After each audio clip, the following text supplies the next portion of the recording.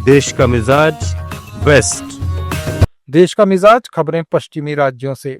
एक मजबूत लोकतंत्र के लिए प्रेस की आजादी और उसकी निष्पक्षता बहुत ही अहम है।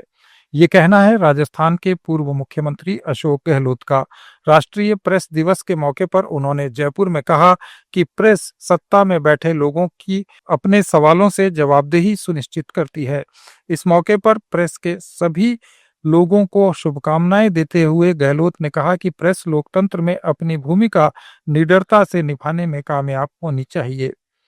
राजस्थान के जोधपुर बालेसर नेशनल हाईवे पर खारी बेरी गांव के पास आज एक सड़क हादसा हो गया, जब गुजरात के बनासकांठा और धनासुरा जिले से रामदेवरा जा रहे भक्तों से भरा टेम्पो एक ट्रेलर से टकरा गया। इस दुर्घटना में 6 गुजराती भक्तों की मौत हो गई। इनमें 3 महिलाओं ने घटना स्थल पर और 3 ने जोधपुर के एमडीएम अस्पताल में दम तोड़ा। हादसे में 14 लोग घायल हो गए, जिनमें से कई की हालत गंभीर है। घायलों को पहले बालेसर और फिर जोधपुर के अस्पताल भेजा गया।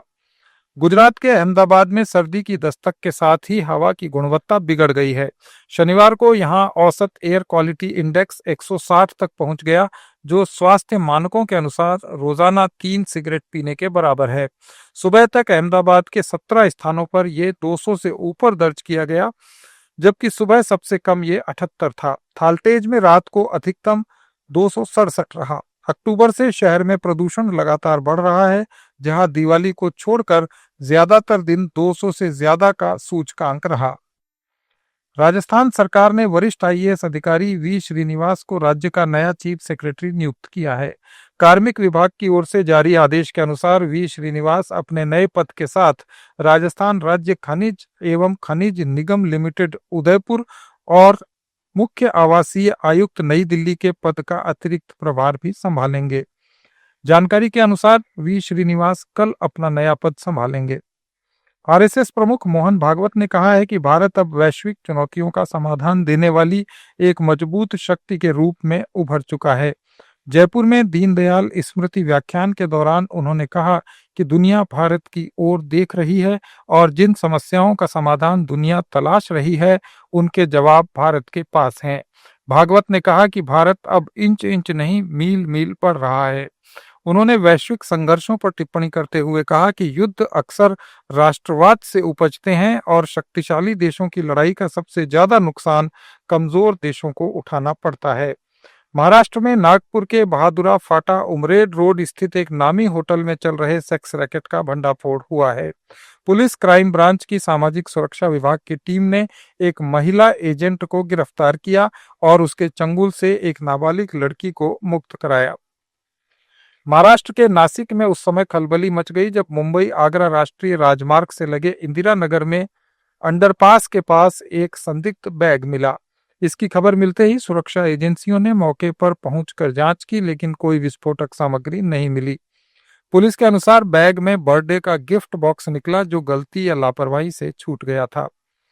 महाराष्ट्र में निकाय चुनाव की तारीखों के ऐलान के साथ ही उप मुख्यमंत्री एकनाथ शिंदे की शिवसेना को तगड़ा झटका लगा है। सोलापुर में करमाला विधानसभा क्षेत्र से चुनाव लड़ रहे दिग्विजय बागल ने 55 शाखा प्रमुखों और करीब 20,000 शिव सैनिकों के साथ सामूहिक इस्तीफा देकर पार्टी से नाता तोड़ लिया। इस कदम से प्रदेश की राजनीति में हलचल मच गई है और सत्ताधारी शिंदे गुट के लिए ये राजनीतिक नुकसान माना जा रहा है। गोवा में बेलगावी के कित्तूर रानी चिन्नम्मा चिड़ियाघर में रहस्यमय परिस्थितियों में 28 काले हिरणों की मौत हो गई। चिड़ियाघर में 38 ब्लैक बक्स थे। सहायक वन संरक्षक के अनुसार 2 दिन पहले 8 काले हिरणों की मौत हुई थी, जबकि कल 20 की मौत हो गई।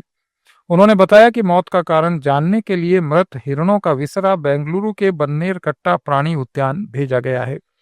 ये थे दक्षिण भारत के राज्यों के आज के प्रमुख समाचार। अपडेट्स के लिए जुड़े रहिए लेट्स माइक के साथ।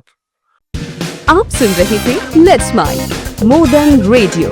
फॉलो कीजिए हमें हमारे सोशल मीडिया प्लेटफॉर्म्स पर। It's time for news. It's time for more than radio. Presenting the first radio news app, Let's Mic. Let's Mic, a news-based app on your phone where you get to watch and listen news, talk shows, interviews, radio show podcasts. On Let's Mic, you get all relevant information of TV, print, radio,